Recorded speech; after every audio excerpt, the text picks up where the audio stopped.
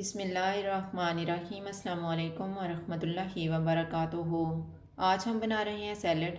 अगर आपको हमारी वीडियो अच्छी लगे तो लाइक करें और हमारे चैनल को सब्सक्राइब करें। तो शुरू करते हैं। बाउल में कद्दूकस किया हुआ एक चुकंदर डालेंगे, एक सेब डालेंगे, कद्दूकस की हुई एक गाजर।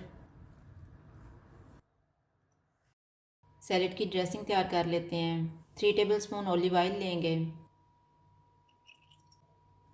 1 टेबलस्पून नींबू का रस, 1/4 टीस्पून काली मिर्च का पाउडर, 1 चुटकी सफ़ेद मिर्च का पाउडर, हस्बे ज़ायका नमक, 1 चुटकी दालचीनी का पाउडर, 1 टीस्पून शहद डालेंगे और इनको मिक्स कर लेंगे।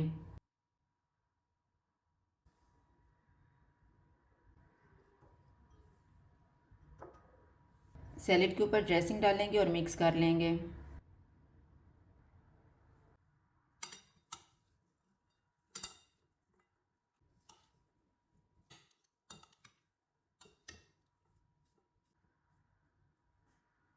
इसके ऊपर उबला हुआ एक अंडा कद्दूकस करेंगे।